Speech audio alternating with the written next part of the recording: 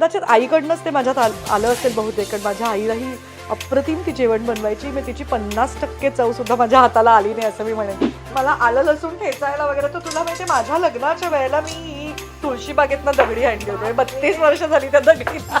आणि माझ्याकडे तर प्रचंड भांडी आहेत, कारण जेवायला खूप लोक येतात, एकदम 40-50 माणसं पण आलेली आहेत. तर माझ्या घरात दिवे गेले तरी सुद्धा मी स्वयंपाक करू शकेन, कारण मला जिथल्या तिथेच प्रत्येक गोष्ट जरा ठेवायची सवय आहे. किती वर्ष ह्या परातीला झाली असतील मला माहिती नाही, म्हणजे 50-60 वर्ष तर असतील नक्कीच या परातीला. हे पण आईच आहे, म्हणजे ह्याच्यामध्ये मी लहानपणी पोहे वगैरे खायचे अशी ही माझी लहानपणची डिश होती. तर मला म्हणाला काही नाही, तुम्हाला भोपळ्याचे घारगे दे. आणि त्या दिवशी काही केल्या ते भोपळ्याचे घारगे काही फुगेनात. काही म्हणजे आता धणा जिऱ्याचा मसाला आहे, मला बाहेरचा विकतचा नाही आवडत, मी घरी बनवलेला असतो तो. कशा टिपिकल रेसिपीज त्या साधारण 70च्या 80च्या पिरियडमधल्या ज्या बायका आहेत त्या मी ना गोळा करते त्यांच्याकडनं, आणि पुढे उद्या न मला त्याचं पुस्तक काढायचं.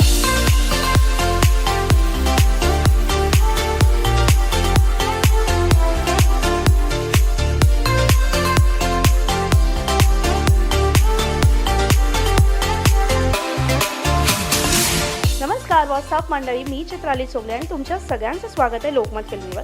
आज मी जिथे आले ना तिथे मला ऑलरेडी खमंग वास यायला लागले, त्यामुळे जास्त वेळ न देता आपण थेट निवेदिता सराफ यांच्या किचनमध्ये एंट्री करणार आहोत. हॅलो मॅम, आणि तुमचं खूप खूप स्वागत आहे लोकमत. हाय. मला माहिती आहे की मी तुम्हाला अगदी असं अचानकपणे इथे त्यांच्या किचनमध्ये गाठलं आहे. खरं तर मी आले आणि मी त्यांना सांगितलं की नाही, मला तुम्हाला किचनमध्ये भेटायचं आहे. तर मॅम, एकतर एवढ्या रेसिपीज आम्ही तुमच्या बघतो, पण बिहाइंड द कॅमेराचे काही सिक्रेट्स, काही टिप्स आज मी तुमच्याकडून घेणार आहे. सो किचन हे तुमचं व्हॉट एव्हर जे काय तुमचा इलाका आहे या घरातला. ॲब्सोल्युटली. मला बेसिकली काय म्हणतात, मला मुळात खूप आवडतं जेवण बनवायला. मला जेवण बनवायला आवडतं, खाऊ घालायला आवडतं, कारण कदाचित आईकडनंच ते माझ्यात आलं असेल बहुतेक, कारण माझ्या आईलाही अप्रतिम ती जेवण बनवायची. मी तिची 50% चव सुद्धा माझ्या हाताला आली नाही असं मी म्हणेन, इतकं छान जेवण बनवायची. आणि असं काही नाही, मला असं वाटतं कसं ना, छोट्या छोट्या गोष्टी असतात. आता जसं हे सगळं माझं वेगवेगळं आहे, म्हणजे हे माझे हॉब्स आहेत, ही चिमणी आहे, त्याचबरोबर आता आय लाईक, म्हणजे बिकॉज माझा मुलगा शेफ असल्यामुळे जरा काही गोष्टी आल्यात. त्याच्यापैकी हे इंडक्शन आहे. इंडक्शनचा फायदा काय होतो माहिती आहे का, गरम होत नाही कुकिंग करताना. आणि आता आमच्याकडे सतत चहा लागत असतो ना, तर ही आमची आपली इंडक्शनवरची केटल आहे, ती तिकडेच असते. जसं आता मला आलं लसूण ठेचायला वगैरे तर तुला माहिती आहे, माझ्या लग्नाच्या वेळेला मी तुळशीबागेतनं दगडी आणली होती. 32 वर्ष झाली त्या दगडीला. ही तुळशीबागेतनं आली आहे दगडी. पण मग त्याच्यातच आलं लसूण किंवा असं बऱ्याच काही गोष्टी ना, असं मला ठेचायला ते मला हीच दगडीच आवडते. आलं मिरची ठेचून घालायचं असेल किंवा काही, किंवा आता जसं मला असं वाटतं ना किचनमध्ये, जसं आता आमचा हा माझा अव्हन आहे, हा इलेक्ट्रिक अव्हन आहे माझा. आणखीन आपल्या मुंबईतले इतके छोटे छोटे घरं असतात, किचन इतकं छोटे छोटे असतात खूप, आणि माझ्याकडे तर प्रचंड भांडी आहेत, कारण जेवायला खूप लोक येतात, एकदम 40-50 माणसं पण आलेली आहेत. 25-30 तर कुठेच गेले नाहीत. आम्ही फॅमिली एकत्र भेटायचं म्हटलं तरी 30 जण होतात, त्याच्या मला जरा मोठी मोठी भांडी लागतात स्वयंपाक करायला, तर ती मी अगदी मेंटेन केली आहेत. मग त्याचबरोबर जसं आता इथे कसं पटकन आपल्याला असं ॲल्युमिनियम फॉईल लागते किंवा असं ना काहीतरी, तर हे इथल्या इथे सगळं होतं. किंवा आता हा जो माझा खण आहे ना, इथे माझे सगळे आपलं जरा पसारात आहे हा हळद, म्हणजे कसं लगेच इथे असं फोडणीत टाकलं जातं, मला शोधत बसावं लागत नाही. कारण मला असं वाटतं माझ्या घरात दिवे गेले तरी सुद्धा मी स्वयंपाक करू शकेन, कारण मला जिथल्या तिथेच प्रत्येक गोष्ट जरा ठेवायची सवय आहे. आणि थोडंसं तू म्हणू शकशील की I have little OCD, obsessive compulsive disorder आहे मला, त्याच्यामुळे मला तिथल्या तिथेच, म्हणजे तिथल्या तिथेच गोष्टी ठेवलेल्या लागतात. इथून तिकडे कुठे गोष्ट गेलेली मला नाही आवडत. किंवा म्हणजे त्या कधी काय काय असं माहिती आहे, माझ्या आईचं पण असं होतं, एखादं भांडं आपल्याला आता माहिती आहे ते खूप वर्ष झालंय, आता ते नाही ठेवलं तरी चालेल, पण तरीही त्याच्याशी ना काही जोडलेल्या गोष्टी असतात. काय तर असं काय आहे का किचनमध्ये की नाही मला हवंच आहे असं? अरे बापरे, असं म्हणजे आता म्हटलं तर ना, हवंच आहे असं नाही, पण 2 गोष्टी ज्या म्हणजे माझ्या लहानपणापासून माझ्या आईकडच्या, ज्या मी अगदी हौसेने ठेवल्या आहेत, ते म्हणजे माझ्या आईची एक परात आहे ज्याच्यात म्हणजे शो यू, ते आईची आठवण आहे, ते आम्ही अगदी ठेवलेल्या आहेत गोष्टी. ही आता ही किती वर्ष ह्या परातीला झाली असतील मला माहिती नाही, म्हणजे 50 एक 50-60 वर्ष तर असतील नक्कीच या परातीला झालेली. या अशा काही आईच्या गोष्टी आहेत, जसं आता ह्या आहेत ना, की ह्या मी कधीच काढून नाही टाकू शकणार. एक मिनिट दाखवते. छोटूसं हे पण आईच आहे, म्हणजे ह्याच्यामध्ये मी लहानपणी पोहे वगैरे खायचे अशी ही माझी लहानपणची डिश होती, जी मी नाही टाकू शकत. या गोष्टी आईचं पोळपाट लाटणं, एक संगमरवराचं सिंगल दगडातनं करून घेतलं, त्याला पण आता 50-60 वर्ष झाली. तर या अशा काही गोष्टी माझ्याकडनं नाही सुटणार. मॅम तुम्ही किती सुगरण आहात हे तुमच्या तर आम्ही रेसिपीजमधून बघतो, पण तरी सुद्धा कधी असं झालंय का की एखादा पदार्थ हातचा आहे पण तो गणलाय किंवा नाही वाटलं? हो, किती वेळा असं होतं अगं. काय म्हणतात ना, सोनार शिंपी कुलकर्णी अप्पा, तसंच आहे जेवणाचं पण. कधी कधी आपल्या हुकमी नेहमी बरोबर होणाऱ्या गोष्टी पण हातातनं बिघडू शकतात. मला अशी आठवण आवडेल सांगायला, सुधीर जोशी जो आमचा अगदी जवळचा मित्र, म्हणजे मला अजूनही त्याची प्रचंड आठवण येते. तर त्याला भोपळ्याचे घारगे खूप आवडायचे आणि माझी आई अप्रतिम घारगे करायची आणि मी भोपळ्याचे घारगे चांगले होतात म्हणजे माझे. ते आम्हाला सिरियल तर त्याच्यासाठी एकदा तो मड आयलंडला शूटिंग करत होता आणि आमच्या दोघांचे अतिशय जवळचा मित्र. तर त्याला दादरहून नव्हतं करायचं, तर तो म्हणाला, अशोक मी तुझ्या घरी येऊ का 2-3 दिवस राहायला? तर तो 2-3 दिवस राहिला. तर मी त्याला डबा करून देत होते तेव्हा. तर मला म्हणाला, काही नाही, तुम्हाला भोपळ्याचे घारगे दे. आणि त्या दिवशी काही केल्या ते भोपळ्याचे घारगे काही फुगेनात. आणि मला इतकं वाईट वाटलं. मग नंतर 4 दिवसांनी मी परत भोपळ्याचे घारगे केले आणि ते माझे नेहमीसारखे झाले. मग मी त्याच्या घरी पाठवले, म्हटलं सुधीर आता हे करेक्ट झालेले भोपळ्याचे घारगे आहेत. सो अशा तुमच्या हुकमी गोष्टी अगदी डेफिनेटली चुकू शकतात. एक असा पदार्थ जो तुम्हाला कायम करायला आवडतो पण तो तुमच्याच किचनमध्ये, दुसरीकडे गेलात तर तुम्हाला नाही आवडणार?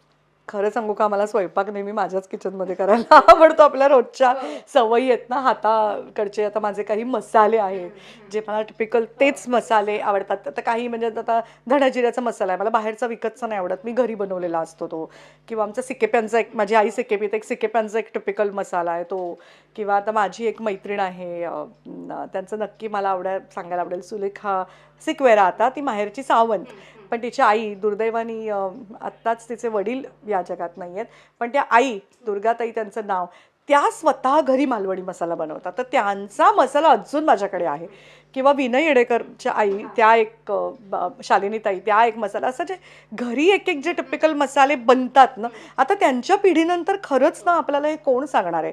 सो हे असे जे मसाले आहेत ते मला, म्हणजे मी शूटिंगला पण माझ्यावर कॅरी करते जर मला तिकडे काही बनवायचं असेल तर. कारण माझं एक इंडक्शन आहे जे मी कॅरी करते सगळीकडे, आणि त्याच्याबरोबरची 2 इंडक्शनची भांडी आहेत.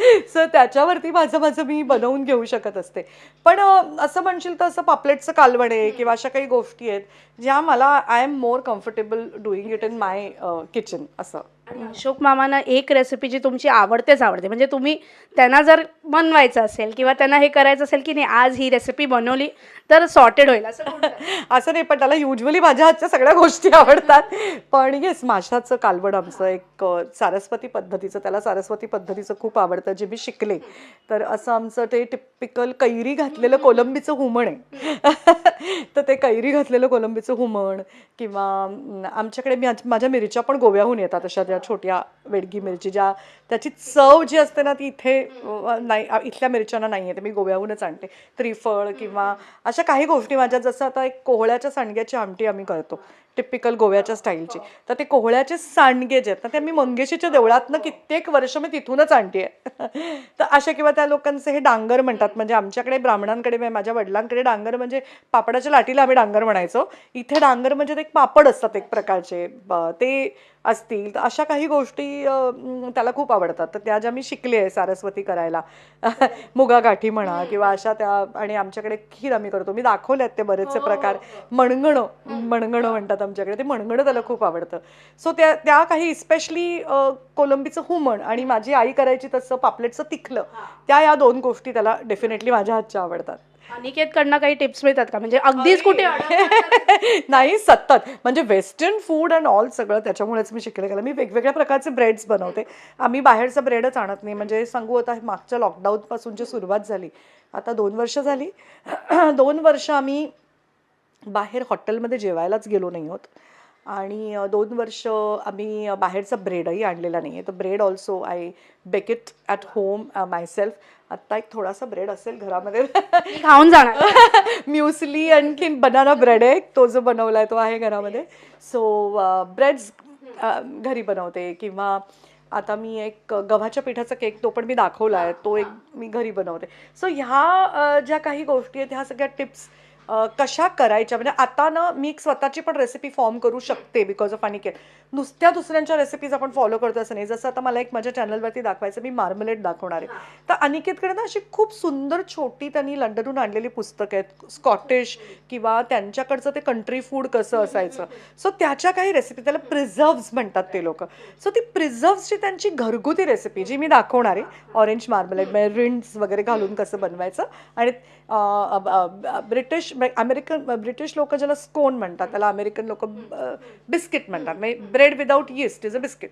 सो आता यीस्ट कुठल्या प्रकारचं घालायचं हे करूनच मला जमलं. आता माझी स्वतःची रेसिपी त्याच्यामुळे मी फॉर्म करू शकते की साधारणतः 500 ग्रॅमला किती यीस्ट लागतं, जर ते ड्राय असेल तर कुठलं वापरायचं, किती वापरायचं, फ्रेश असेल तर किती. आता हे मी करून शिकले. त्यामुळे आता काही एखादे 1-2 ब्रेड्स जर स्वतःचे बनवायचे असतील, स्वतःच्या त्या काही रेसिपीजमध्ये चेंजेस करून करायचे असतील तर ते करण्या इतपत माझा प्रोग्रेस झाला आहे. कारण मी काही कोणी ट्रेंड शेफ नाही आहे, मी असं एक आजूबाजूच्यांकडनं शिकतच करते. पण आज मी तुला सांगते की माझा असा मानस आहे, जसं आता सुलेखाचं नाव घेतलं, तिच्या ज्या सासूबाई आहेत सिक्वेरा ज्या, तर त्यांची एक दे आर फ्रॉम मँगलोर, तर त्यांच्या हातची एक मँगलोरियन फिश करी आहे. किंवा आता वैभव मांगले आमचा मित्र आहे, त्याच्या आईच्या हातचा एक बाकरवडीचा मसाला घालून काही गोष्टी त्या बनवतात.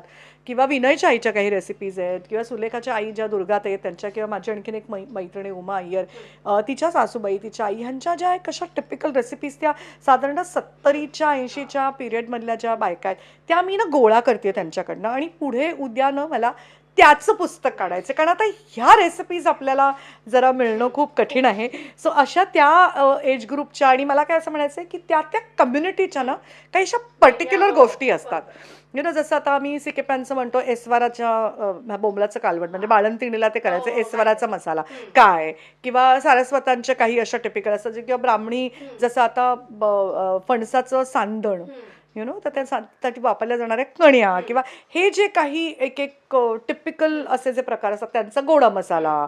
सो हे असे काही प्रकार त्या कम्युनिटीमधनं त्या लोकांकडनं मला असे त्या एज ग्रुपमधल्या लोकांकडनं लिहून घ्यायचे. आणि मग ते कसं सांगायचं ना, लिंबा एवढी चिंच किंवा बोरा एवढा गोड, सो ती त्या भाषेत मला लिहून घ्यायचे. त्याचं ते स्वीटनेस त्या भाषेचं आहे. अँड विथ देअर फोटोग्राफ्स मला ते पुस्तक छापायचं. बघूया कधी होतंय ते. I am sure. आणि त्याच्यातून माझ्यासारख्या ज्या नवीन आता काही करू पाहतात किचनमध्ये त्यांना खूप टिप्स मिळणार आहे. तसंही तुमचं चॅनल पाहून आम्हाला खूप टिप्स मिळतच असतात. पण आज एवढं छान किचन पाहिलं, मी माझं किचन आज खूप पसाऱ्यात आहे जरा. पण मला एकच सांगायचं, मी जे जेवण बनवते ते त्यासाठीच की मला असं वाटतं आपण जेव्हा स्वतः एखादी गोष्ट करतो, जसं मासे आम्हाला बाहेरचे खायलाच आवडत नाहीत, ते घरीच बनलेले हवेत. सो त्या ज्या गोष्टी स्वतः ज्या आपण बेक अ ब्रेड आणि त्याचा जो अरोमा येतो, किंवा तो आम्ही भजवलेली, जसं एक शेतकरी जेव्हा एखादं रोपटं लावतो, त्या बीमधनं जेव्हा अंकुर फुटून जेव्हा त्याचं रोप, त्याचं धान्य येऊन जेव्हा पीठ बनून त्यांना किती आनंद होत असेल. सेम वे मला असं वाटतं आपण जेव्हा ती ब्रेडची कणिक भिजवतो, मग ते फुगून येतं, मग त्याचा तुम्ही ब्रेड बनवता, तो जो आनंद आहे ना, तर मला असं वाटतं कुकिंगला घाबरू नये कोणी, तो आनंद सगळ्यांना मिळावा. कारण तुला माहिती आहे तिथे कुठेतरी तुम्ही स्वतः खूप कंट्रोलमध्ये असता. आत्ता या धकाधकीच्या आयुष्यात जेव्हा तुमच्या आयुष्यावरचा, तुमच्या दैनंदिन जीवनावरचा कंट्रोल सध्या मिसिंग आहे, अशा वेळेला you feel very much in control. And अशा वेळेला you feel especially baking makes me very happy.